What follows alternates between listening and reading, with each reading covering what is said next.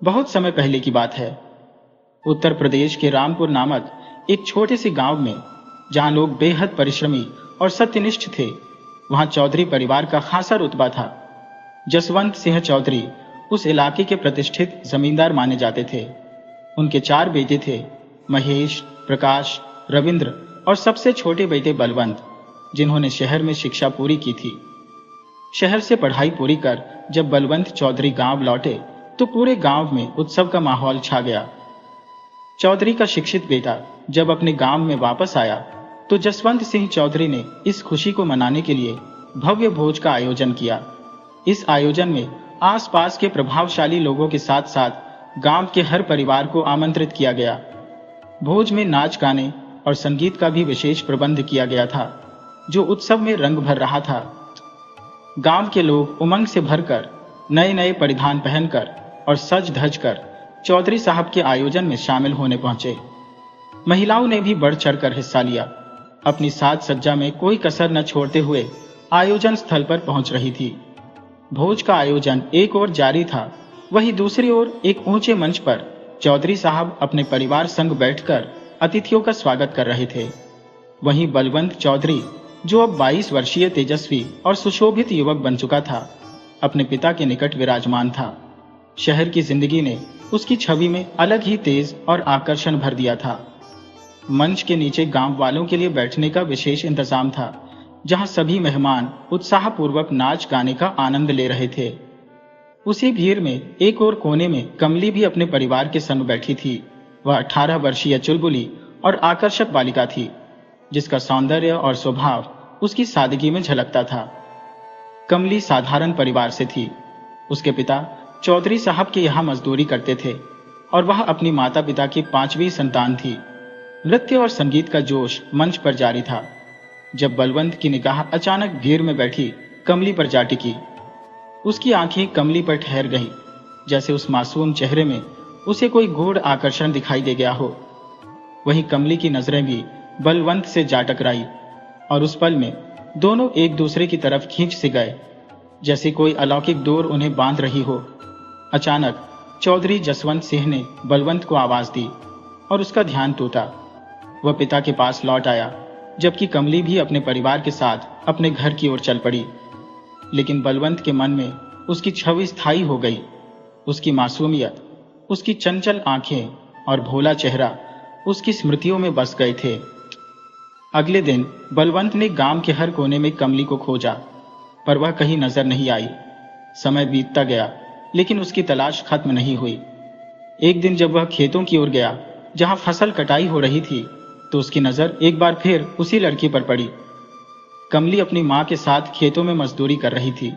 जैसे ही बलवंत उनके पास पहुंचा, सभी मजदूर खड़े होकर उनका अभिवादन करने लगे और छोटे मालिक कहकर उनका स्वागत किया।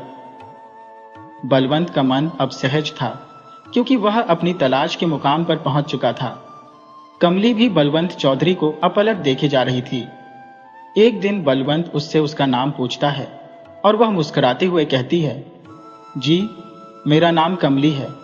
इसके बाद बलवंत बहाने बनाकर अक्सर खेतों पर जाने लगा, ताकि कमली से मुलाकात हो सके। धीरे धीरे दोनों के बीच की बातें गहरी होने लगी और कभी वे नदी के किनारे तो कभी खेत की झोपड़ी में मिलने लगे। एक दिन एकांत में बलवंत कमली से कह बैठा, तुम मुझे बहुत पसंद हो कमली। मुझे लगता है मैं तुमसे प्रेम करने लगा हो। कमली ने मुस्कुराते हुए कहा, मालिक, आप सचमुच बहुत भले हैं। मैं भी आपको चाहती हूँ, पर हमारी दुनिया तो बिल्कुल जुदा है। मैं एक गरीब साधारण जाति की लड़की हूँ और आप मेरे लिए सिर्फ एक सपना है। आपकी और मेरी शादी होना मुमकिन नहीं है। आपके दिल में मेरी जगह होना ही मेरे लिए बहुत बड़ी बात है। उस झोपड़ी में बैठे बैठे दोनों अपनी भावनाओं में खोए हुए थे कि तभी बाहर किसी के कदमों की आहट सुनाई दी। बलवंत ने देखा कि हरिया, उनके घर का एक नौकर, कुएं से पानी पीने आया था। हरिया के जाने के बाद कमली ने राहत की सांस ली और बलवंत ने फिर वादा किया, कमली, मैं तुमसे विवाह करूंगा। अब तुम्हारे बिना जीवन अधूरा लगता है। समय का पता ही नहीं चला और जब बहुत देर हो गई तब कमली ने कहा, मालिक, अब मुझे घर जाना चाहिए। कल फिर मिलूंगी। इतना कहकर वह चली गई। अब हर दिन कमली और बलवंत एक दूसरे से मिलने लगे। एक दिन कमली ने बलवंत से कहा, मालिक, क्यों ना हम पहाड़ी पर स्थित माता के मंदिर चलें? वहां कहते हैं कि हर मनोकामना पूरी होती है। हम माता से अपने मिलन की प्रार्थना करेंगे। बलवंत ने सहमति दी और अगली सुबह दोनों मंदिर के लिए निकल पड़े। कठिन पत्थरीले रास्तों को पार करते हुए वे नदी तक पहुंचे, जहां नाव से नदी को पार कर पहाड़ी पर चढ़ने लगे। मंदिर पहुंचकर दोनों ने माता के दर्शन किए और एक दूसरे का साथ मानते हुए प्रार्थना की। दर्शन के बाद पास की कुटिया में बैठे एक बाबा को प्रणाम किया। बाबा ने दोनों को ध्यान से देखा और पूछा, बच्चों, तुम कौन हो और यहाँ क्यों आए हो? बलवंत ने उनके समक्ष अपनी और कमली की कहानी रख दी। बाबा ने कुछ क्षण मौन साधा, फिर गंभीरता से कहा, जो राह तुमने चुनी है वह बेहद कठिन है बच्चों। बाबा ने कहा, यदि तुम दोनों विवाह भी कर लोगे तो इसकी बड़ी कीमत चुकानी पड़ेगी। बलवंत ने जिज्ञासावश पूछा, बाबा जी, ऐसा क्यों? पर बाबा मौन रहे।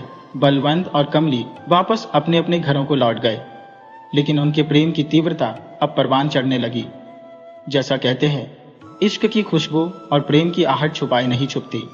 यही हुआ बलवंत और कमली के साथ। धीरे धीरे इस बात का आभास गांव में फैलने लगा। जब कमली के माता पिता को इस बारे में भनक लगी तो उसके पिता ने गुस्से में उसे डांटते हुए कहा, तूने क्या कर दिया? यदि बड़े मालिक को यह बात पता चली तो हमें इस गांव से निकाल दिया जाएगा। हम कहाँ जाएंगे? उनकी मेहरबानी से ही तो हम जी रहे हैं।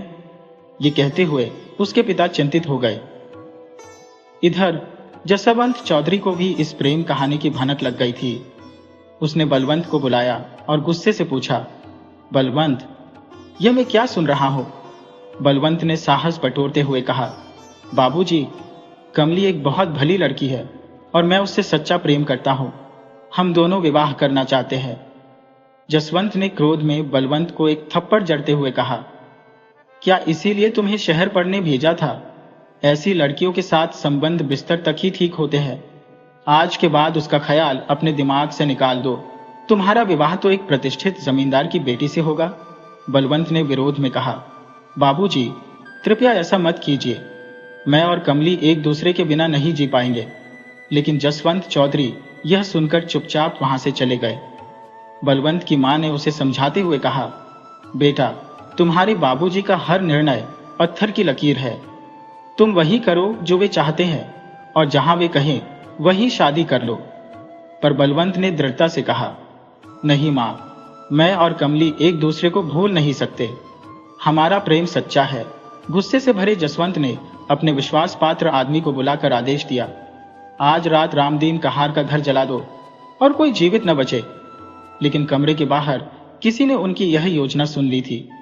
रात के लगभग 2 बजे नकाबपोश आदमी रामदीन के घर के चारों ओर आग लगा देते हैं और घर धधकने लगता है। लेकिन उसी वक्त पगडंडी पर नदी किनारे से कुछ लोग गुजरते दिखाई देते हैं। वह रामदीन और उसका परिवार था, जो पहले ही गांव छोड़ चुका था। रामदीन रीवा की ओर मुंह कर कहते हुए सराहना कर रहा था कि किस तरह समय पर मजले मालिक रविंद्र चौधरी जी ने उनका साथ दिया और उन्हें घर से निकालकर जान बचा ली। रविंद्र जसवंत चौधरी का तीसरा पुत्र और बलवंत का बड़ा भाई था, जो अपने छोटे भाई से अत्यधिक प्रेम करता था। दोनों की उम्र में अधिक अंतर नहीं था। साथ में खेलते कूदते दोनों बड़े हुए थे। रविंद्र को भी बलवंत और कमली के प्रेम के बारे में जानकारी थी और उसने अपने भाई को बहुत समझाने का प्रयास भी किया था।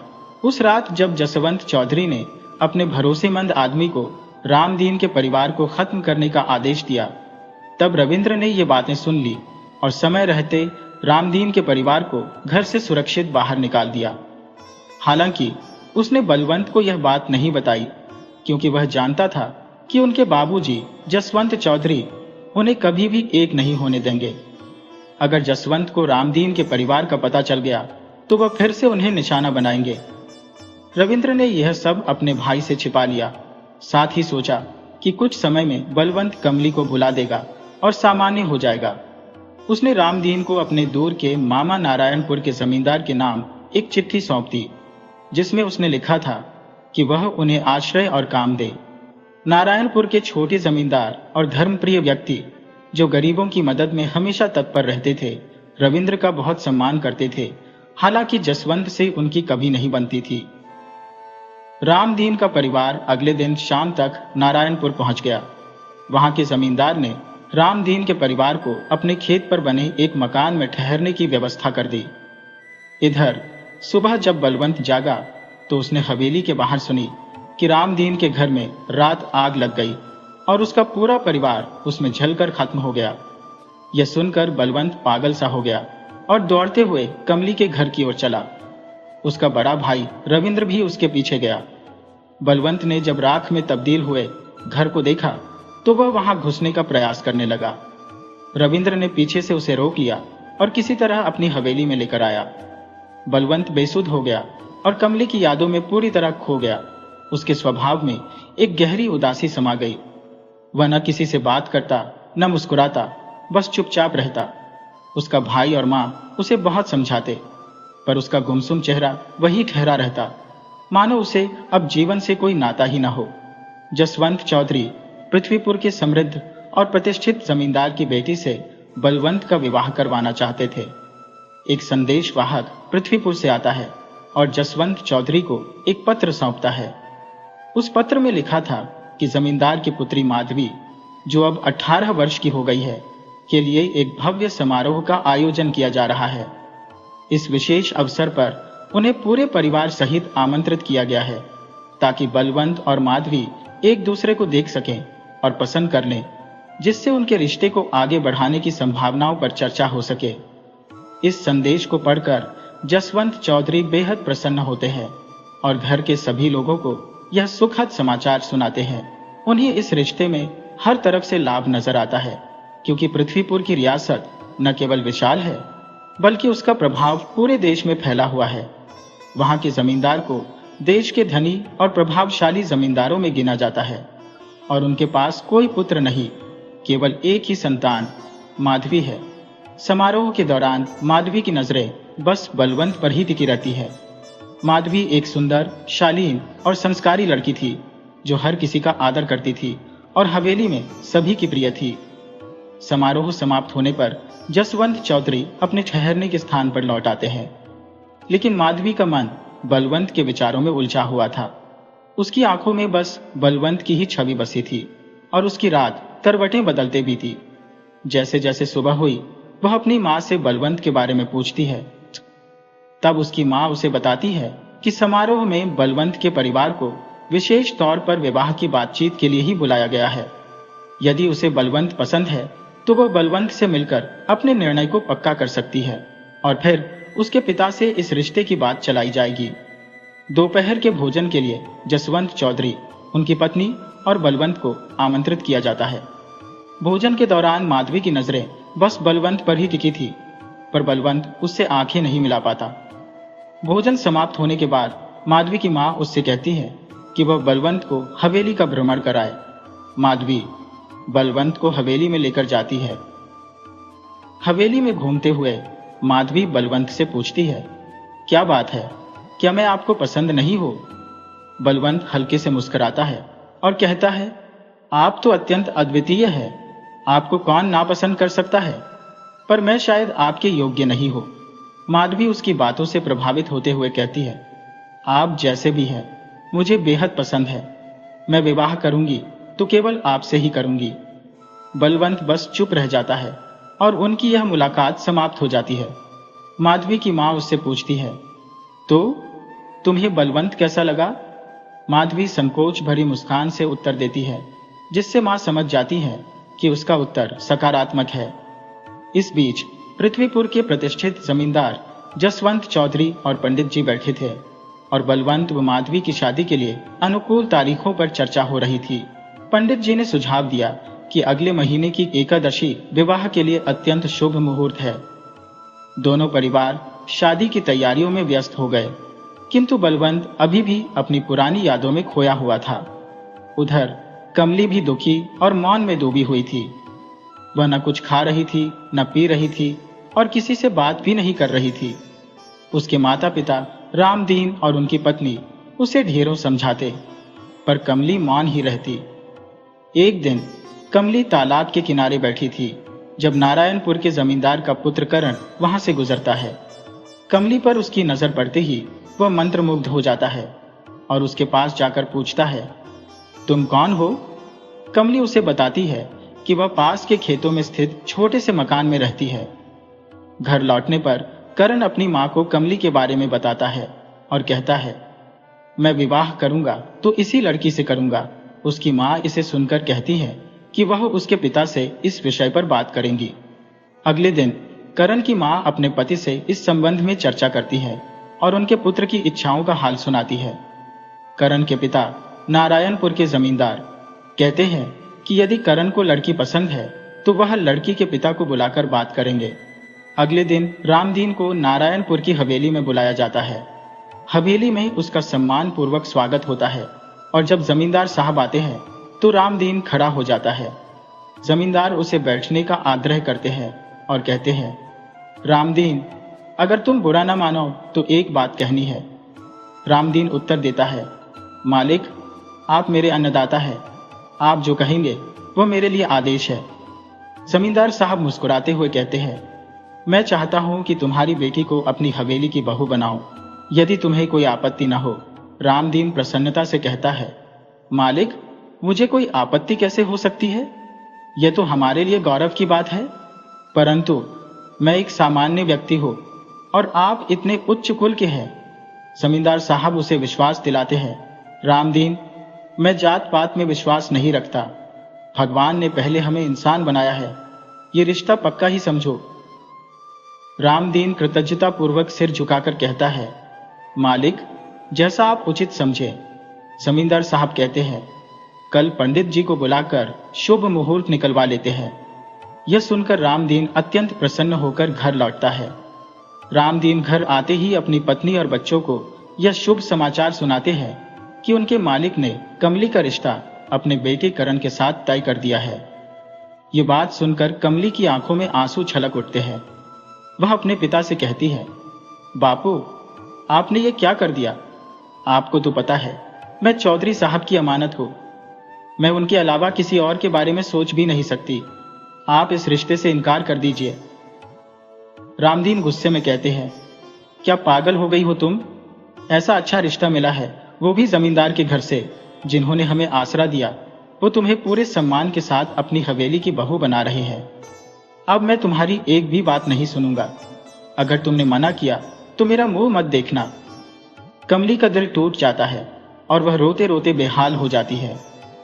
उसके मन में विचार आता है कि काश यह खबर किसी तरह बलवंत चौधरी तक पहुंच जाए, पर उसे कोई उपाय नहीं सूझता।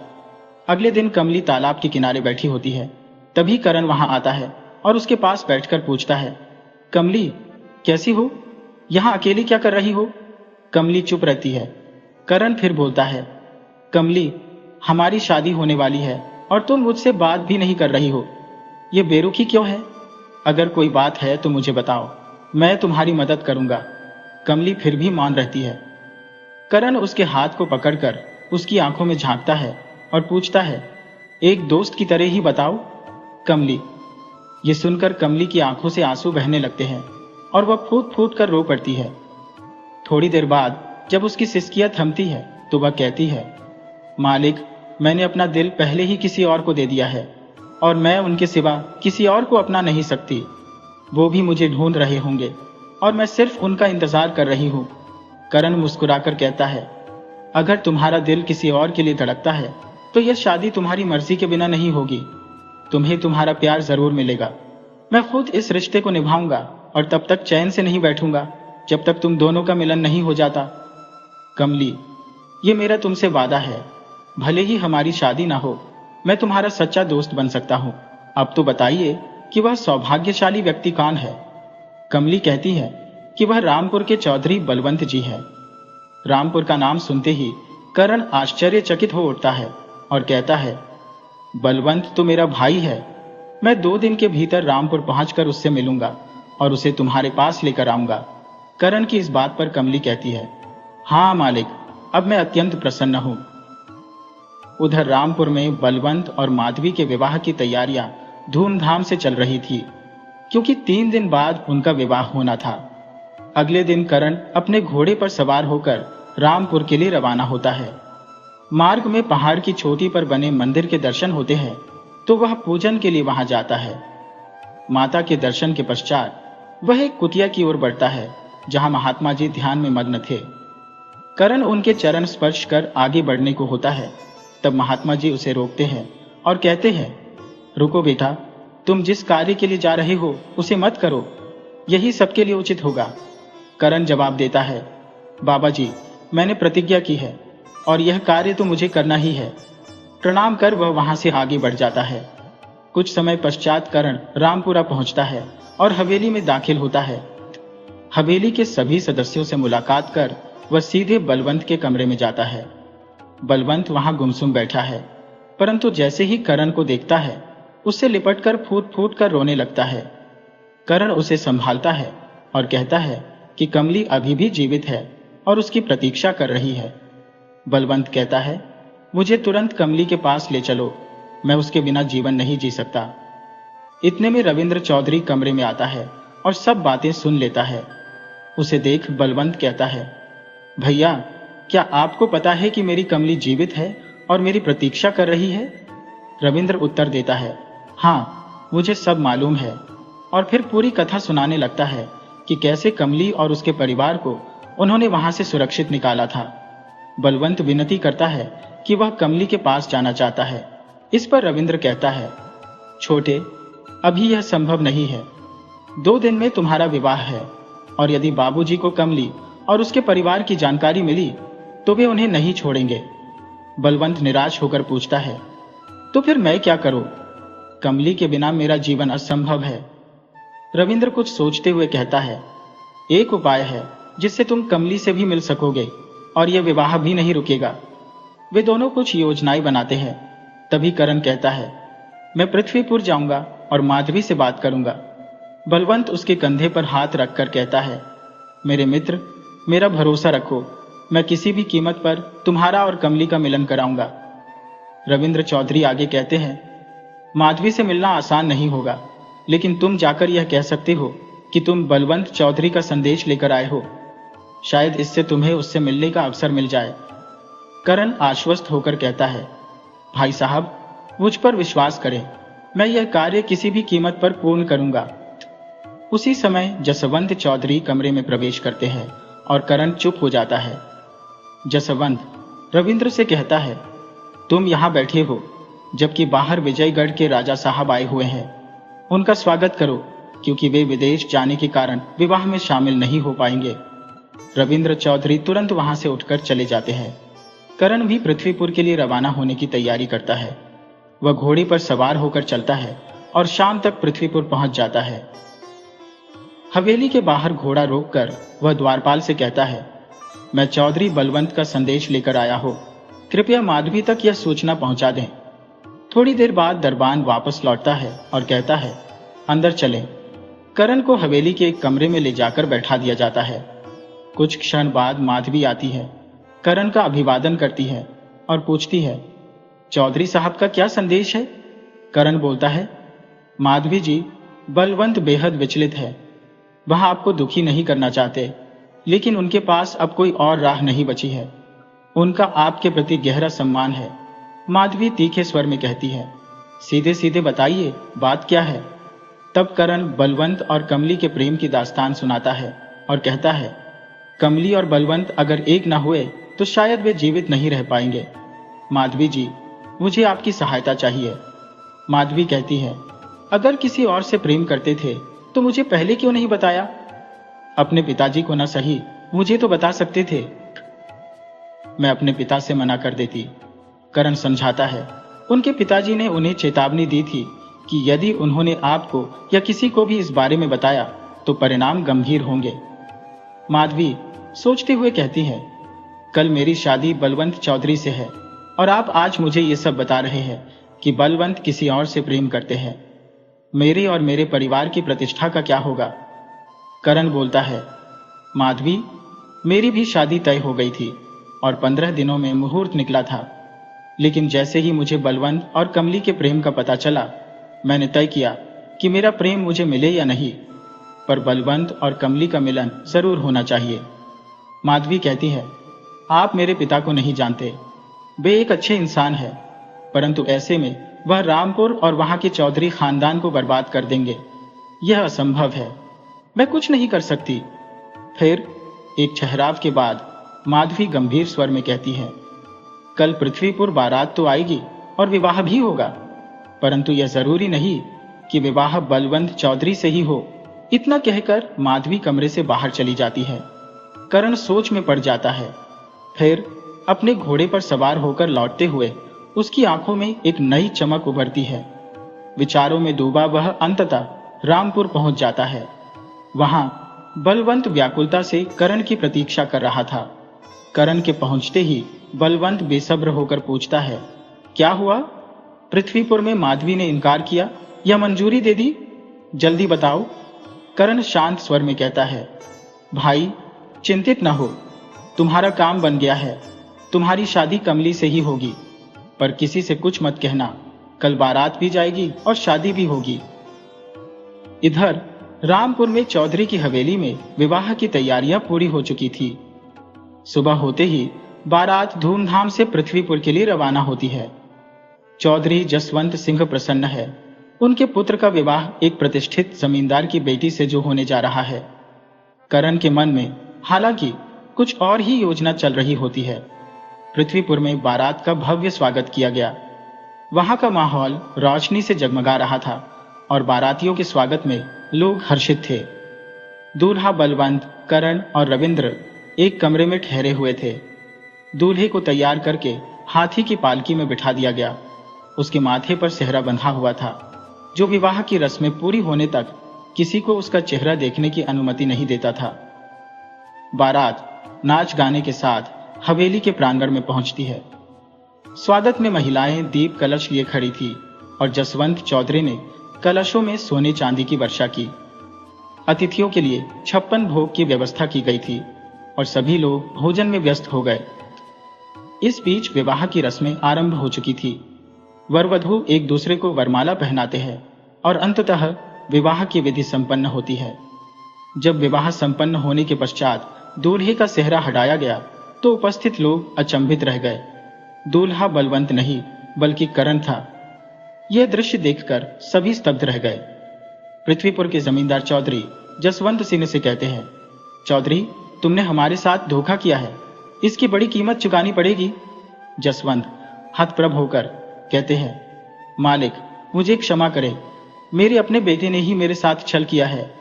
यह अनर्थ मैंने नहीं, उसने किया है। ये कहते हुए जसवंत अपनी तलवार निकालते हैं और क्रोध में करण की ओर लपकते हैं, किंतु इससे पहले कि वह कुछ कर पाते माधवी करण के आगे आ खड़ी होती है। चौधरी गरजते हैं, हट जाओ लड़की, इसे आज अपने हाथों से समाप्त करूंगा। इसने विश्वासघात किया है। पर माधवी दृढ़ता से कहती है, आप इन्हें छूने का साहस न करें। ये मेरे पति है और मां भवानी की सौगंध, अगर किसी ने इन्हें स्पर्श भी किया तो रामपुर का एक भी व्यक्ति जीवित वापस नहीं जा पाएगा। इस दृढ़ घोषणा के साथ ही बारात पृथ्वीपुर से वापस लौट जाती है। पृथ्वीपुर के जमींदार, उनकी पत्नी, मां और माधवी एक ओर बैठे थे। माधवी गहरी सांस लेते हुए कहती है, पिताजी मुझे क्षमा कर दीजिए, मेरी शादी मेरी अपनी पसंद से हो चुकी है। ये कारण है नारायणपुर के जमींदार के पुत्र। इसके बाद माधवी बलवंत और कमली की पूरी कथा अपने पिता के सामने खोलकर रख देती है। करण गंभीरता से माधवी से कहता है, माधवी आपसे विवाह होने के बाद भी मेरा कर्तव्य आपसे जुड़ा रहेगा, लेकिन अभी मुझे पास के जंगल जाना होगा जहां बलवंत मेरा इंतजार कर रहा है। मुझे उसे और कमली को एक करना है। मेरा वादा पूरा करके मैं अवश्य आपके पास लौटूंगा और फिर आपको अपने घर ले जाऊंगा। माधवी से विदा लेकर करण जंगल की ओर चल पड़ता है और शीघ्र ही अपने मित्र बलवंत के पास पहुंच जाता है। जंगल में बलवंत व्यग्रता से उसका इंतजार कर रहा होता है। करण के आते ही बलवंत पूछता है, क्या हुआ वहां, सब ठीक है? करण मुस्कुराते हुए जवाब देता है, सब ठीक है, चलो मैं तुम्हें कमली के पास ले चलता हूं। इसके बाद दोनों नारायणपुर के लिए रवाना हो जाते हैं। तालाब के किनारे उदास बैठी कमली अचानक किसी के कदमों की आहट सुनती है। जब वह पलटकर देखती है तो सामने बलवंत खड़ा होता है। कमली दौड़कर बलवंत से लिपट जाती है और आंसू बहाते हुए कहती है, मालिक, आपने मेरी खबर ही नहीं ली। मैं तो आपको याद करके पल पल मर रही थी। बलवंत भावुक होकर कहता है, कमली, मुझे भी नहीं पता था कि तुम जीवित हो। मैं तो तुम्हारी यादों में पागल सा हो गया था। करण की वजह से ही आज हम मिल पाए हैं। इतना कहकर बलवंत करण को गले लगा लेता है। करण गंभीर स्वर में कहता है, बलवंत, यह स्थान अब तुम दोनों के लिए सुरक्षित नहीं है। तुम्हें यहां से जल्द ही दूर जाना होगा।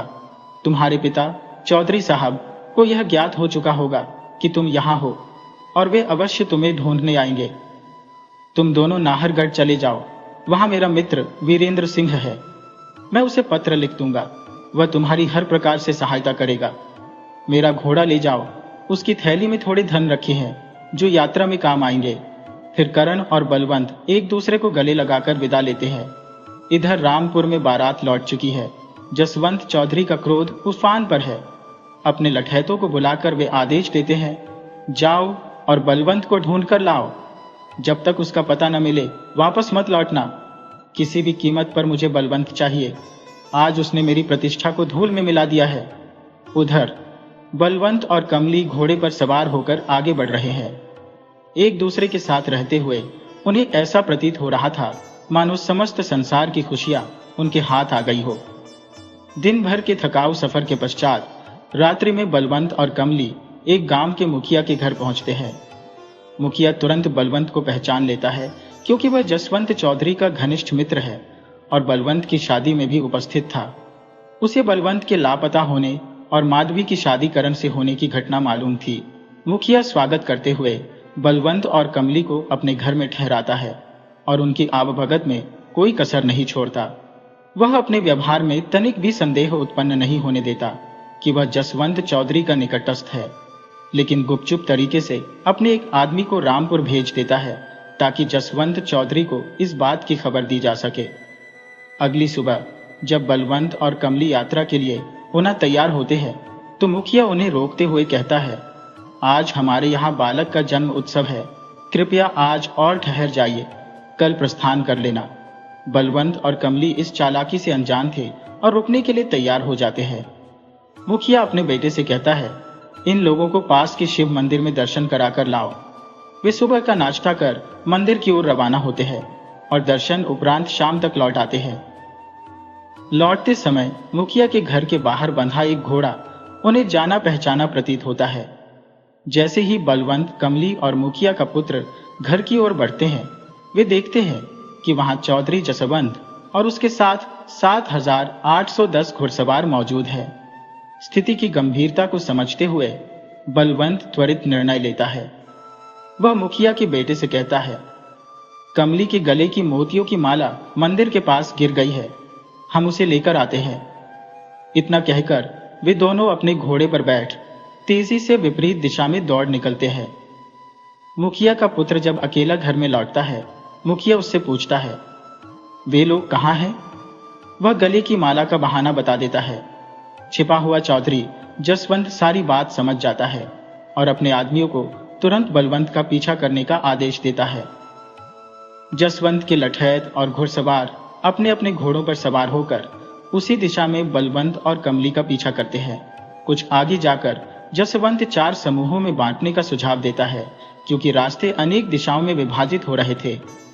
बलवंत और कमली तेजी से भागते हुए जंगल में प्रवेश कर जाते हैं और जसवंत अपने लठैतों के साथ उनका पीछा करता हुआ जंगल में घुस जाता है। भागते भागते रात का अंधेरा गहराने लगता है। थकान से चूर घोड़ा अब अधिक चलने में असमर्थ हो गया था। भूख और प्यास ने बलवंत और कमली को भी घेर लिया था। कमली भयभीत थी और बलवंत से सटकर खड़ी थी। उसका दिल तेजी से धड़क रहा था और उसकी आंखों में भय की स्पष्ट झलक थी। कमली घबराकर बलवंत से कहती है, मालिक, अगर बड़े मालिक ने हमें पकड़ लिया तो वे हमें जिंदा नहीं छोड़ेंगे। बलवंत उसे सांत्वना देते हुए कहता है, ऐसा कुछ नहीं होगा कमली, हम यहाँ से सुरक्षित निकलेंगे और एक ऐसी दुनिया बसाएंगे जहाँ सिर्फ तुम और मैं होंगे। वहां हमारे प्यार के बीच कोई दीवार नहीं खड़ी होगी। हम एक छोटा सा घर बसाएंगे जहां तुम्हें हर पल मेरा साथ मिलेगा। बलवंत की इन बातों से कमली की आंखें खुशी से चमक उठती हैं। दोनों एक दूसरे के आगोश में बेखबर होकर नींद के आगोश में समा जाते हैं। लेकिन सुबह होते ही घोड़ों की टापों की आवाज सुनाई देती है और बलवंत अचानक जाग जाता है। वह जल्दी से कमली को उठाते हुए कहता है, हमें यहां से तुरंत निकलना होगा, वे लोग हमारे बहुत करीब आ चुके हैं। दोनों तेजी से घोड़े पर सवार होकर वहां से निकल जाते हैं। घोड़ा हवा से बातें करता हुआ चलता है। एक पहर बीत जाता है, पर जंगल खत्म होने का नाम ही नहीं लेता। आखिरकार वे एक झरने के पास पानी पीने के लिए रुकते हैं। जैसे ही पानी पीकर खड़े होते हैं, फिर से घोड़ों की टापों की आवाज उनके कानों में गूंजने लगती है। वे फिर से भागते हैं, लेकिन पीछा करने वाले अब और करीब आ चुके थे। भागते हुए वे एक ऐसे इलाके में पहुंच जाते हैं जहां दोनों तरफ ऊंची चट्टानें हैं और सामने बहती हुई नदी एक गहरी खाई में गिर रही है। नीचे झांकने पर कुछ दिखाई नहीं देता।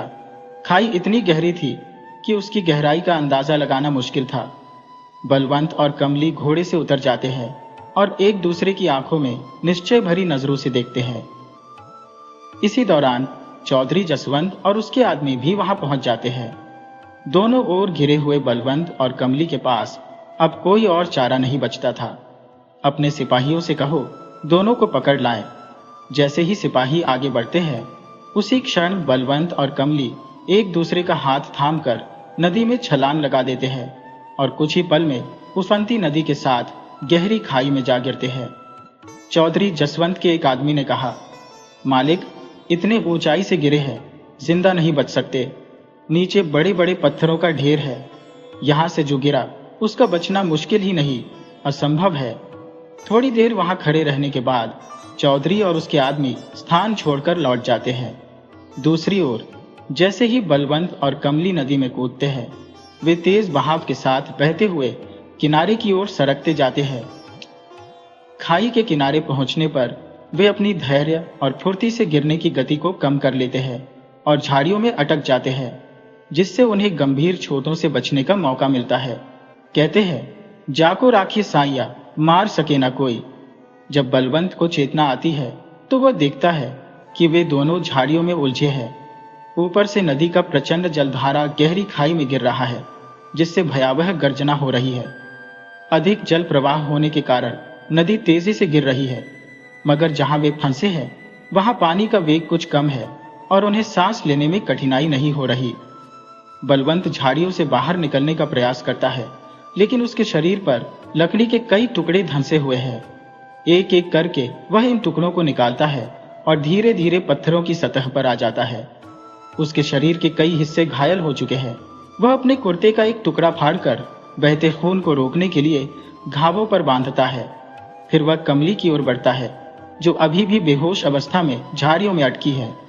बलवंत उसे खींचकर पत्थरों पर ले आता है और होश में लाने का प्रयास करता है, मगर वह चेतना में नहीं आती।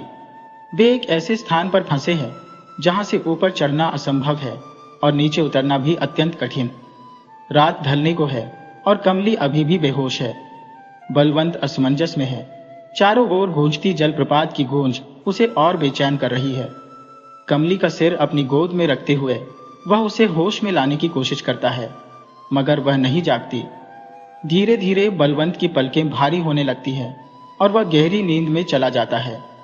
जब उसकी आंख खुलती है तो वह देखता है कि कमली को होश आ रहा है। कमली धीमी आवाज में पूछती है, हम कहाँ हैं मालिक? वह उठने की कोशिश करती है, लेकिन दर्द के मारे हिल भी नहीं पाती।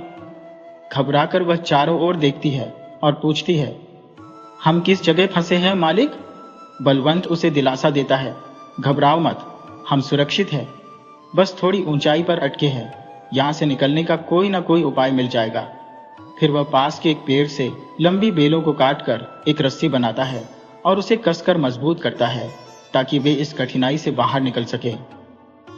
बलवंत पास की एक झाड़ी से रस्सी बांधता है और फिर कमली को अपनी कमर से सहारा देते हुए धीरे धीरे नीचे उतारता है। उसके बाद वह स्वयं भी नीचे उतर आता है। नीचे पहुंचकर वे जंगल में लगे पेड़ों से फल तोड़कर अपनी भूख शांत करते हैं। उस क्षण कमली उदास होकर कहती है, मालिक, मेरे कारण आपको कितना कष्ट उठाना पड़ा। आप एक प्रतिष्ठित परिवार से हैं, फिर भी मुझसे प्रेम क्यों किया? आपकी जिंदगी पहले कितनी सरल थी। और अब मेरे कारण आप दर दर भटक रहे हैं। बलवंत उसे सांत्वना देते हुए कहता है, ऐसा मत कहो कमली, तुम ही मेरे जीवन की सार्थकता हो। तुम्हारे बिना तो अब एक क्षण भी जीना असंभव है। मेरी जिंदगी अब तुमसे शुरू होकर तुम ही पर समाप्त होगी। इसी तरह बातें करते हुए दोनों आगे बढ़ते हैं। अचानक उन्हें दूर एक गांव नजर आता है और उनके चेहरे पर राहत की मुस्कान उभर आती है। गांव में पहुंचकर वे एक ठिकाने पर ठहरते हैं और स्थानीय वैद्य से अपने घावों का उपचार करवाते हैं। कुछ दिन विश्राम के बाद स्वस्थ होकर वे वहां के लोगों से विदा लेकर नाहरगढ़ की ओर प्रस्थान करते हैं। कमली और बलवंत दोनों अत्यंत प्रसन्न हैं और खुशी खुशी यात्रा पर आगे बढ़ते हैं। नाहरगढ़ के समीप पहुंचते ही वे एक गांव के पास एक विशाल मेला देखते हैं। कमली प्रसन्न होकर कहती है, मालिक, मुझे मेला घूमना है। बलवंत उसे मेले में ले आता है। वहां अनेक दुकानें सजी हुई हैं। कई जगहों पर चूड़ियां, कपड़े, मिठाइयां और बर्तनों की दुकानें लगी हैं। कहीं नाटक नौटंकी चल रही है तो कहीं झूले लगे हुए हैं। मेले में घूमते घूमते जब वे थक जाते हैं तो एक झूले के पास खड़े होकर विश्राम करते हैं। तभी कमली देखती है कि एक छोटा बच्चा झूले से लटक रहा है और गिरने वाला है। वह घबरा कर कहती है, मालिक, वो बच्चा गिर जाएगा। बलवंत तुरंत स्थिति को समझते हुए झूले के नीचे पहुंचता है। बच्चा जैसे ही गिरता है, बलवंत उसे हवा में ही लपक लेता है। यह दृश्य देखकर भीड़ में खड़े लोग हैरान रह जाते हैं और वहां पर भीड़ जमा हो जाती है। बच्चे की मां दौड़कर आती है, अपने बच्चे को बलवंत से लेकर कहती है, आपने हम पर बहुत बड़ा उपकार किया है। हम इस एहसान को कभी नहीं भूलेंगे। हम नाहरगढ़ के ठाकुर साहब के परिवार से हैं। कृपया हमारे साथ चलें और हमें आपकी सेवा का अवसर दें। बलवंत कमली की ओर देखता है और वह इशारे में सहमति दे देती है। वे लोग उस महिला के साथ चलने के लिए तैयार हो जाते हैं। रास्ते में महिला अपना परिचय देती है, मैं ठाकुर रत्न सिंह की पत्नी मनोरमा हूं। और बलवंत व कमली से उनके बारे में पूछती है। बलवंत उत्तर देता है, हम परदेशी हैं। यह मेरी प्रेमिका कमली है। हमारे रिश्ते को हमारे परिवार ने अस्वीकार कर दिया, इसलिए हम यहाँ भागकर आए हैं। हमारी शादी को हमारे परिवार कभी स्वीकार नहीं करते, इसलिए हमने गांव छोड़ने का कठिन निर्णय लिया। ये सुनकर मनोरमा कहती है, आप लोग निश्चिंत रहिए, यहाँ आप पूरी तरह सुरक्षित हैं। मैं खुद आपकी शादी यहाँ संपन्न कराऊंगी। जब वे नाहरगढ़ पहुंचते हैं तो मनोरमा देवी हवेली में उनके ठहरने का इंतजाम करती है और ठाकुर रतन सिंह को सारी घटना बताती है। रतन सिंह भी उनकी सहायता के लिए आभार प्रकट करते हैं। कुछ समय बाद ठाकुर साहब विवाह की तिथि तय करवा लेते हैं। 4 दिन बाद कमली और बलवंत की शादी निर्धारित होती है। कमली असीम खुशी से भरी है। बलवंत से कहती है, मालिक, मैं इतनी प्रसन्न हूं। हमारा सपना, जिसके लिए हमने इतना संघर्ष किया, वह अब साकार होने जा रहा है। हमने इसके लिए कितनी कठिनाइयां सहन की, परिवार से दूरी बनाई और न जाने क्या क्या झेला। 4 दिन बाद हम जीवन के अटूट बंधन में बंध जाएंगे। फिर कोई हमें अलग नहीं कर पाएगा।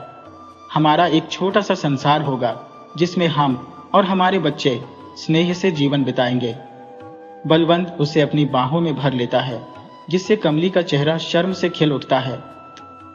विवाह का दिन आ जाता है और कमली उल्लास से भरी हुई होती है। ठाकुर नंदन सिंह ने शादी की समस्त तैयारियां बड़े धूमधाम से करवाई होती है। बहुत से मेहमान आमंत्रित किए गए हैं। बलवंत और कमली वरमाला पहनाकर एक दूसरे के जीवन साथी बन जाते हैं। विवाह उपरांत रतन सिंह उन्हें कुछ दिन अपने पास रखते हैं और बाद में एक नया घर आवंटित कर देते हैं। बलवंत को ठाकुर साहब अपने यहाँ मुनीम का कार्य सौंप देते हैं और दोनों को अपने बच्चों की तरह स्नेह देते हैं। कमली ठाकुर साहब को अपने पिता के समान मानने लगती है। कमली का पूजा पाठ में अत्यधिक आस्था होती है। वह नियमित व्रत करती है और अपना अधिक समय धार्मिक कार्यों में बिताती है। बलवंत और कमली का जीवन सुखद और समृद्धिपूर्ण चलने लगता है। इसी बीच एक नई खुशी दस्तक देती है। कमली मां बनने वाली है। बलवंत उसका विशेष ध्यान रखने लगता है।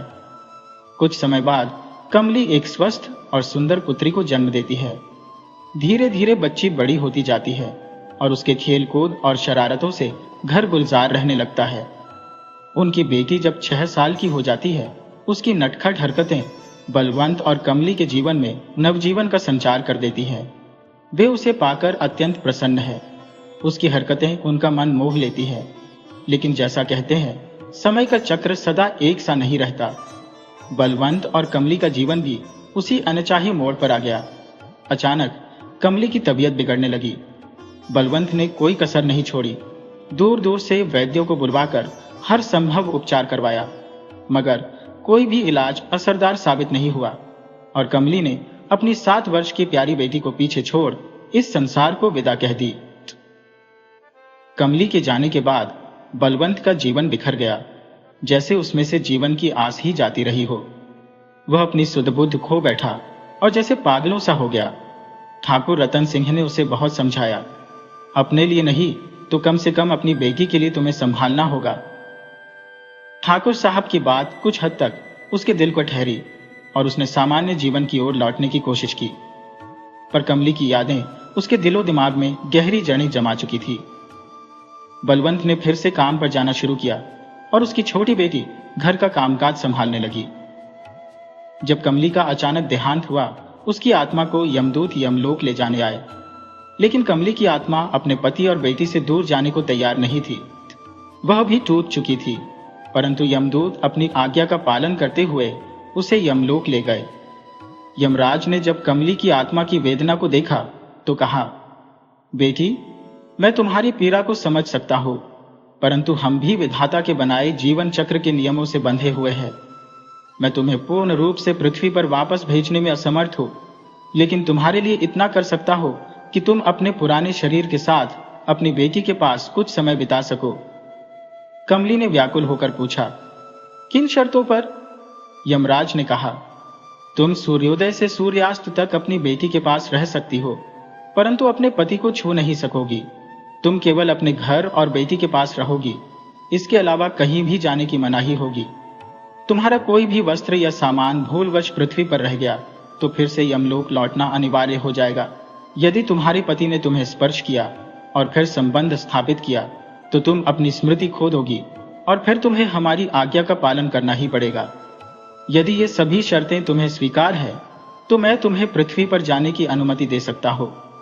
अपनी बेटी से पुनः मिलने की तीव्र लालसा में कमली ने यमराज की सभी शर्तों को सहर्ष स्वीकार कर लिया। तब यमराज कमली को अपनी बेटी के पास वापस भेज देते हैं। बेटी जैसे ही अपनी मां को सामने पाती है, खुशी के आंसुओं से उसे गले लगा लेती है। बलवंत दिन में ठाकुर साहब के यहाँ काम पर होता है, इसलिए कमली को अपनी बेटी के साथ समय बिताने का भरपूर अवसर मिलता है। शाम ढलने से पहले ही वह यमलोक लौट जाती है और उसकी बेटी अब प्रसन्न रहने लगी है। कमली घर का सारा काम बखूबी संभालती है, चाहे वह चक्की में आटा पीसना हो, भोजन पकाना या घर का साफ सफाई करना। बलवंत जब घर लौटता है तो देखता है कि घर के सारे काम व्यवस्थित रूप से हो चुके हैं। जब वह बेटी से पूछता है कि वह अकेले इतने सारे काम कैसे कर लेती है, तो उसकी बेटी बताती है, पिताजी, यह सब काम मैं नहीं करती, माँ आती है और सब कुछ करके जाती है। यह सुनकर बलवंत हैरान हो जाता है। अगले दिन वह बीमार होने का बहाना कर दिन भर घर पर ही रुकता है।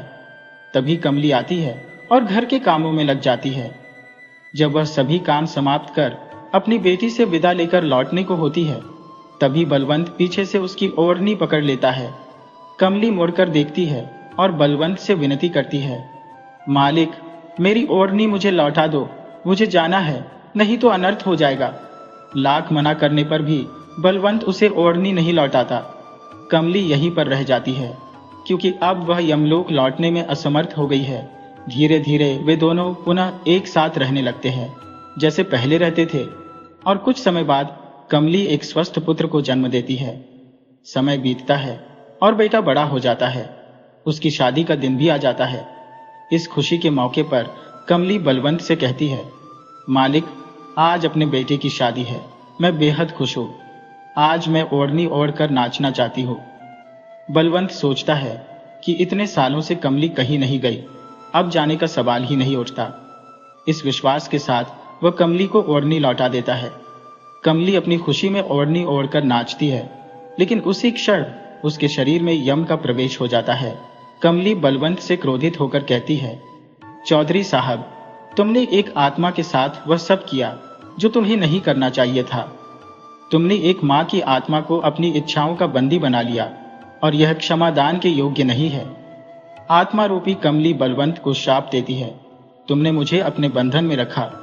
इस कारण तुम्हारे वंश को यह श्राप है कि आज से तुम्हारे परिवार में कोई भी पुरुष वृद्धावस्था को प्राप्त नहीं करेगा।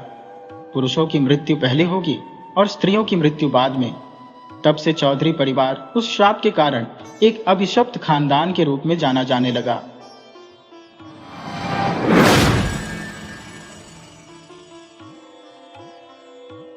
मथुरा के पास एक छोटा सा गांव था जिसमें एक बुढ़िया माई का वास था। उस बुढ़िया का नाम कमला था। वह अकेली ही अपने दिन गुजारती थी क्योंकि उसका इस संसार में कोई सगा संबंधी नहीं था। उसके जीवन का सहारा बस उसकी एक गाय थी जिसका दूध बेचकर वह किसी तरह अपना गुजारा करती थी। कमला वेंकन्ना जी की परम भक्तिन थी, पूजा पाठ के विधि विधान से अनभिज, लेकिन उसकी भक्ति की सरलता अद्वितीय थी। वह केवल प्रेम के तरंगों में झूमती हुई अपने इष्ट का स्मरण करती थी, जैसे प्रभु को पुकारती हो। प्रभु भाव के भूखे होते हैं और कमला में वह भाव कूट कूट कर भरा था। वह दिन रात वेंकन्ना जी का ध्यान करती और अपने कार्यों में व्यस्त रहती। प्रसन्न चित्त और संतुष्ट मन से वह अपनी कुटिया में भजन कीर्तन करती, जैसे प्रभु के साथ एकांत में बातें कर रही हो। भगवान वेंकन्ना उसके इस भाव से इतने प्रसन्न थे कि उसे स्वप्न में दर्शन देते और उससे कुछ न कुछ खाने की विनती करते। जिस दिन भगवान जो भी खाद्य सामग्री स्वप्न में मांगते, कमला उसे प्रेम पूर्वक बनाकर उनको अर्पण कर देती। कमला का हर दिन एक जैसा बीतता। प्रातः वह सबसे पहले अपनी गाय का दूध निकालती और उसमें से एक हिस्सा वेंकन्ना जी के लिए पृथक कर देती। उसके बाद मंदिर जाकर वह भगवान का दूध से अभिषेक करती, फिर उन्हें वही दूध अर्पित करती और प्रणाम कर लौटती। जो दूध बचता उसे गांव में बेचकर वह थोड़ी बहुत आमदनी कर लेती ताकि घर के खर्चों का प्रबंध हो सके। बाकी समय वह अपने प्रभु की आराधना में लीन रहती, उनकी महिमा गाती और अपने दिल की गहराइयों से उनको स्मरण करती। लेकिन पूर्णिमा के दिनों में चढ़ावे के बाद जो दूध बचता उससे इतने पैसे नहीं बनते थे कि वह आराम से 2 वक्त का भोजन जुटा सके। कभी कभी मंदिर जाते समय बुढ़िया माई तालाब से थोड़ा सा जल दूध में मिला लिया करती थी, जिससे उसकी मामूली आमदनी में थोड़ी वृद्धि हो जाती थी और जीवन यापन कुछ सहजता से हो जाता। बुढ़िया माई का स्वभाव अत्यंत कोमल था। उसे बस कान्हा जी का सहारा था, जिनसे वह अनगिनत बातें किया करती। कान्हा जी भी ऐसे भक्ति रस में डूबे हुए भक्तों की संगति में आनंदित रहते हैं और अपनी अनोखी लीलाओं से उनका जीवन रंगमय बना देते हैं। एक दिन जब वह अपनी रोजमर्रा की तरह तालाब से जल मिला रही थी, अनजाने में एक छोटी सी मछली दूध के साथ मिलकर कान्हा जी के अर्पण हेतु ले जाने वाले दूध में समा गई। मंदिर में दूध अर्पित करते समय पुजारी जी की दृष्टि उस मछली पर पड़ी। वे अत्यंत क्रोधित हो उठे और बुढ़िया माई को फटकार लगाई। कहने लगे, तुम्हें शर्म नहीं आती? भगवान पर मछली वाला दूध अर्पित करोगी? हमारा धर्म भ्रष्ट करने का साहस कैसे किया तुमने? बुढ़िया माई को उन्होंने न सिर्फ डांटा बल्कि उसका मंदिर में प्रवेश भी बंद कर दिया। इस घटना से कमला का दिल जैसे टूट गया।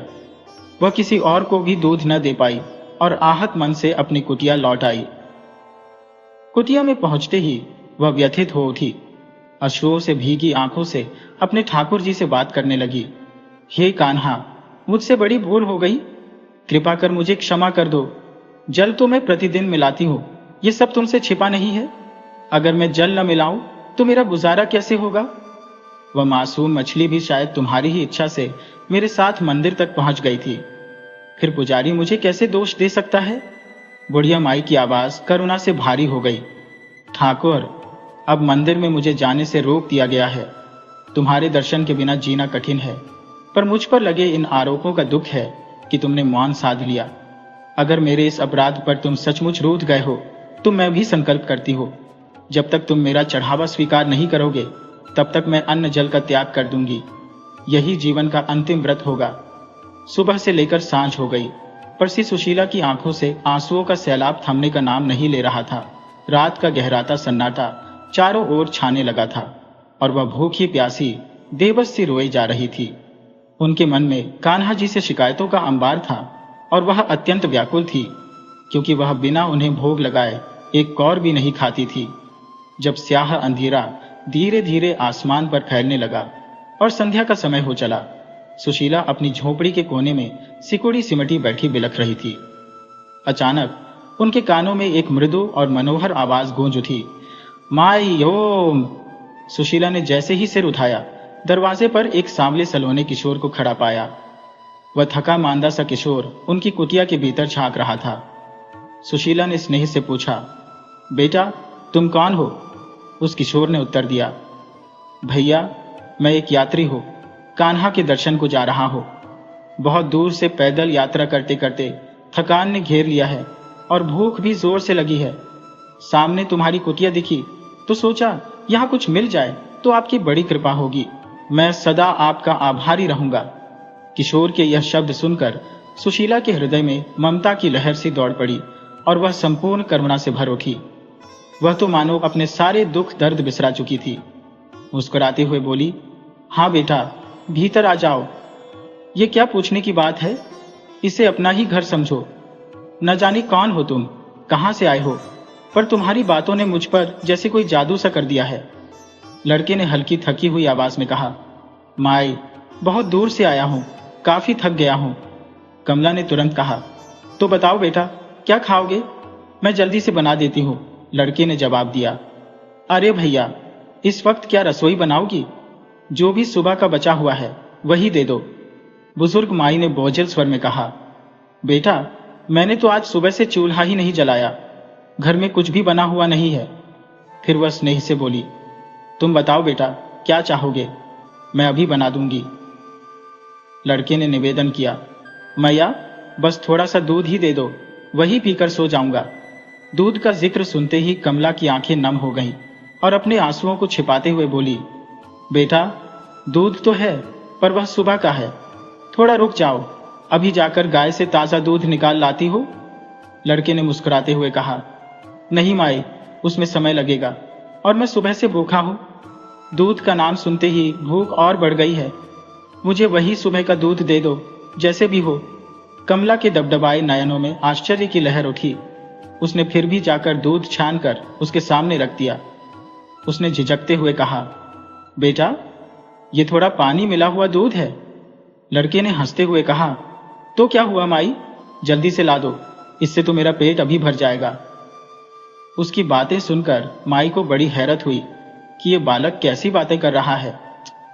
उसने जल्दी से दूध छानकर उसे दिया और देखते ही देखते वह बालक संतुष्टि भरी मुस्कान लिए दूध पी गया। बोला, मैया कितना स्वादिष्ट है यह दूध। क्यों माई, तुम इसे पानी मिला हुआ कहकर हिचकिचा रही थी? मुझे तो यह बहुत अच्छा लगा।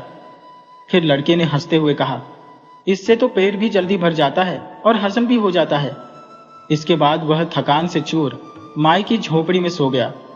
कमला को भी थोड़ी राहत महसूस हुई, जैसे उसका मन हल्का हो गया हो। सर्द रात के बावजूद उसने अपना चीर ओढ़ाकर उस बालक को ढक दिया और स्वयं भी सो गई। थोड़ी देर बाद उसकी आंखों में एक स्वप्न आया, जिसमें उसे ठाकुर जी स्वयं खड़े दिखाई दिए। उन्होंने कहा, कमला तुम्हारी सेवा से मैं अति प्रसन्न हूं, तुम्हारी आत्मा का त्याग ही मुझे तृप्त करता है। कमला ने भाव विह्वल होकर कहा, प्रभु मैं तो आपकी दासी हूं, आपने मेरी सेवा स्वीकार कर मुझे धन्य कर दिया है। श्री ठाकुर जी बोले, मैया क्या मुझे भूखा ही रखोगी? तुम्हारी नाराजगी से मैं भूखा हूं और तुमने मेरा भोग भी नहीं लगाया। तुम खुद भी तो सुबह से भूखी प्यासी हो। अब मुझे यहां आकर दूध पीने का सौभाग्य मिला है, तो तुम भी अपना व्रत तोड़ दो। तुम्हारे दिए हुए दूध के बिना मुझे तृप्ति नहीं मिलती। मुझे सिर्फ तुम्हारे हाथों का ही दूध अच्छा लगता है, जिससे मेरी आत्मा संतुष्ट होती है। अपने इस नियम को कभी मत तोड़ना मैया। अगर दूध में थोड़ा पानी मिला हुआ हो तो भी क्या हुआ, वह जल्दी हजम हो जाता है। अब उठो और भोजन कर लो। कमला अचानक नींद से जागी और देखा तो कुटिया में बालक नहीं था। उसका हृदय उल्लास और आनंद से भर गया। यह एहसास हुआ कि सच में स्वयं लल्ला ही उसकी कुटिया में पधारे थे। तुरंत उसने जल्दी जल्दी 2 रोटियां बनाई, ठाकुर जी को भोग लगाया और प्रेम पूर्वक भोजन करने लगी।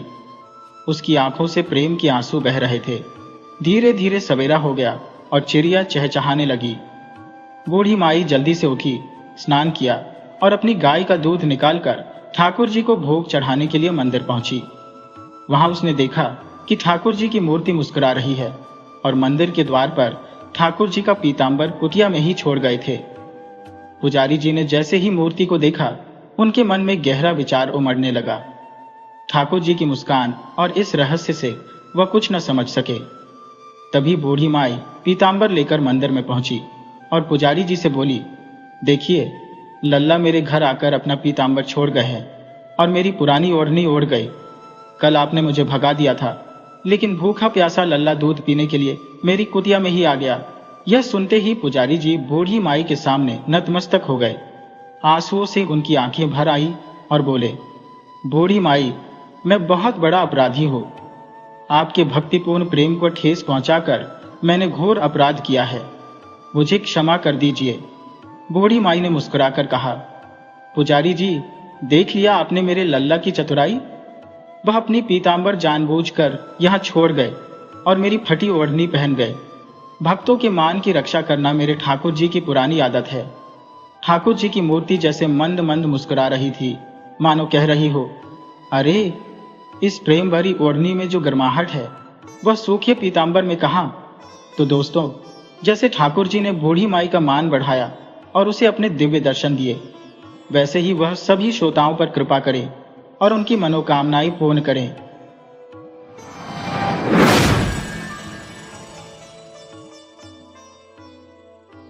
एक बार एक आश्रम था जहां एक गुरु अपने शिष्यों को निस्वार्थ भाव से ज्ञान का प्रकाश देते थे। इस आश्रम में दूर दूर से शिष्य शिक्षा प्राप्त करने आते थे। आश्रम का जीवन भिक्षा पर आधारित था, जिसमें सभी शिष्य बारी बारी से आसपास के गांवों में जाकर भिक्षा मांगते थे और उसी से उनके भोजन का प्रबंध होता था। एक दिन आश्रम का एक अत्यंत बुद्धिमान शिष्य, जिसे गुरु जी का सबसे प्रिय शिष्य माना जाता था, भिक्षा मांगने के लिए गया। अपनी बारी आने पर वह एक गांव में पहुंचा और घर घर जाकर विनम्रता से भिक्षा मांगने लगा। एक घर का दरवाजा खुला देखकर उसने वहां ऊंचे स्वर में पुकार लगाई, भिक्षां देहि, भिक्षां देहि। उसकी आवाज सुनकर घर के भीतर से एक लंबी दाढ़ी वाला तांत्रिक बाहर आया। वह तांत्रिक क्रोधित स्वर में बोला, मेरे द्वार पर आकर किसी और का गुणगान करने की जुर्रत कौन कर सकता है? आज तक यहां पर मेरे अलावा किसी का नाम नहीं लिया गया। तुम कौन हो और यह समर्थ कौन है जिसका गुणगान तुम कर रहे हो? शिष्य ने आत्मविश्वास से उत्तर दिया, वह समर्थ मेरे गुरु जी है, जो सर्वशक्तिमान है। मैं उनका शिष्य हूं और उनकी आज्ञा का पालन करते हुए भिक्षा मांगने आया हूं। शिष्य के इन वचनों को सुनकर तांत्रिक के चेहरे पर क्रोध का पारा और चढ़ गया। उसने गुस्से में कहा, तेरी इतनी हिम्मत कि मेरे द्वार पर किसी और का गुणगान करता है। देखता हो तेरा गुरु कितना समर्थ है। मैं तुझे श्राप देता हूं कि आज की रात के बाद तुम कल का सूरज नहीं देख पाओगे। अब अपने समर्थ गुरु की शक्ति का परिचय दे। इतना कहकर वह तांत्रिक अंदर चला गया, शिष्य को अपने श्राप के साथ छोड़कर।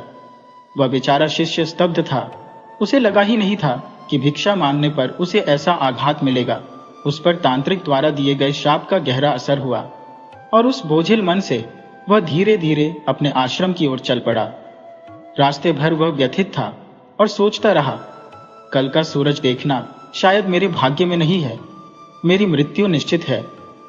जब वह आश्रम पहुंचा तो उसके गुरुदेव ने मुस्कुराते हुए पूछा, पुत्र, भिक्षा लेकर आए हो? शिष्य ने सिर झुकाकर उत्तर दिया, हाँ गुरुदेव, भिक्षा लेकर आया हूं। परंतु उसकी उदासी और चेहरे पर छाया भय देखकर गुरुदेव ने उसकी पीड़ा को भांप लिया।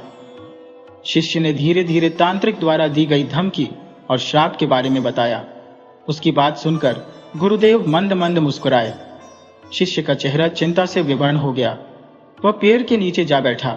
उसकी आंखों में भय और अनिश्चितता की छाया थी। गुरुदेव पास आकर बोले, पुत्र, इतनी चिंता क्यों कर रहे हो? अभी रात बाकी है, कल तो आया नहीं। शिष्य ने उत्तर दिया, गुरुदेव, मैं यह सोचकर ही डर रहा हूं कि कल का सूरज देखना मेरे नसीब में नहीं होगा।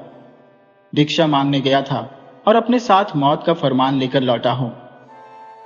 गुरुदेव उसकी सारी बात सुनने के बाद ठहाका मारकर हंसे और बोले, चलो भोजन तैयार है, पहले भोजन कर लेते हैं। परंतु शिष्य के भीतर भय ने उसकी भूख ही छीन ली थी। उसने कहा, गुरुदेव, मुझे भोजन अच्छा नहीं लगेगा, मेरे भीतर एक दाना भी नहीं जा पाएगा, आप भोजन कर लीजिए।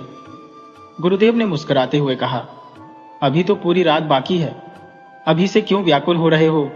परंतु शिष्य ने भोजन करने से मना कर दिया। गुरुदेव ने कहा, जैसी तुम्हारी इच्छा। इसके बाद वे भोजन करने चले गए। रात्रि के समय जब सोने का समय आया तो गुरुदेव ने शिष्य को बुलाकर कहा, बेटा, मेरे चरणों की सेवा कर दो, मेरे पांव दबाते रहो और किसी भी स्थिति में यहां से मत जाना, चाहे जो भी हो जाए। उदास शिष्य ने सिर हिलाया और कहा, जी गुरुदेव, मैं आपकी सेवा करूंगा। सेवा करते करते ही यदि प्राण त्याग दो तो शायद यही मेरा अच्छा भाग्य होगा।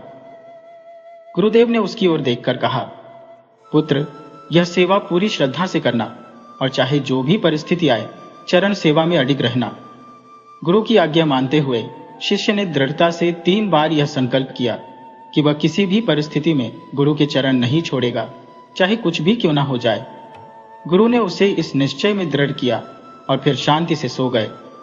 शिष्य अपने संकल्प के प्रति समर्पित था और पूरे मन से गुरु के चरण दबाने में तल्लीन हो गया।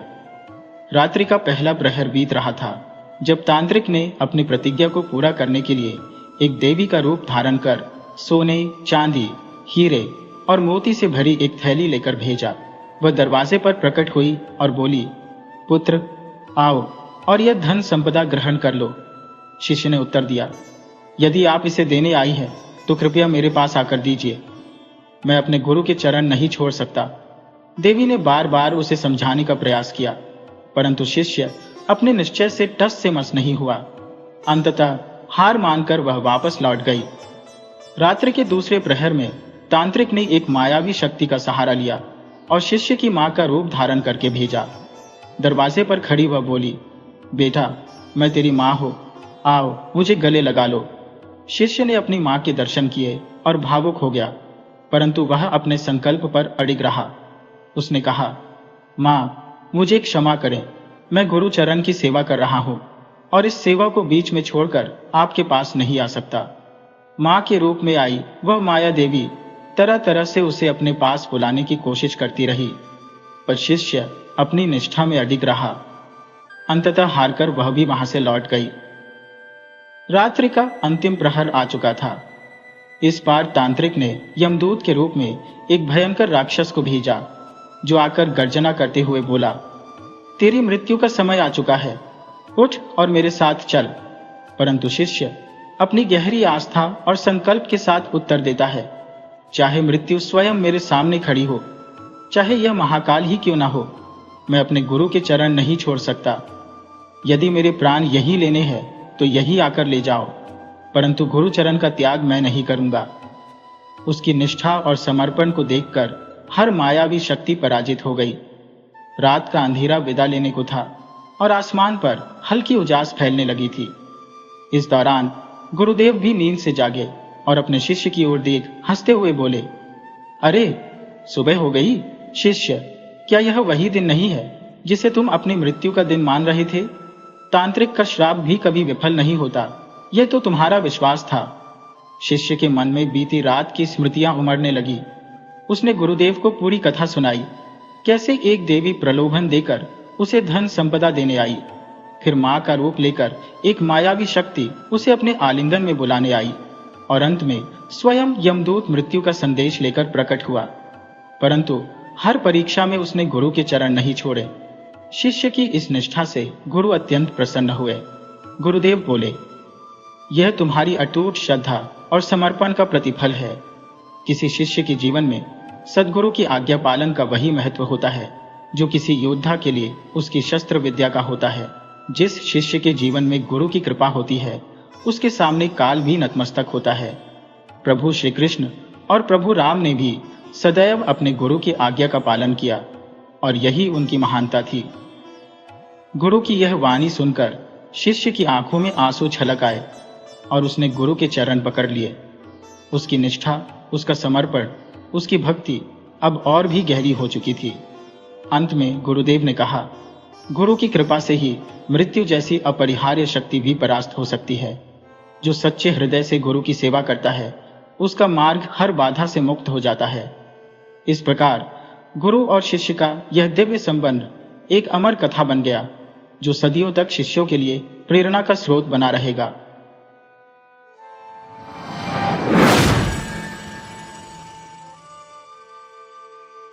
वीडियो अच्छी लगी हो तो इसे लाइक करें और ऐसी ही मजेदार कहानियों के लिए चैनल को सब्सक्राइब करें और बेल आइकन दबाएं। ज़्यादा से ज़्यादा अपने दोस्तों को शेयर करें। धन्यवाद।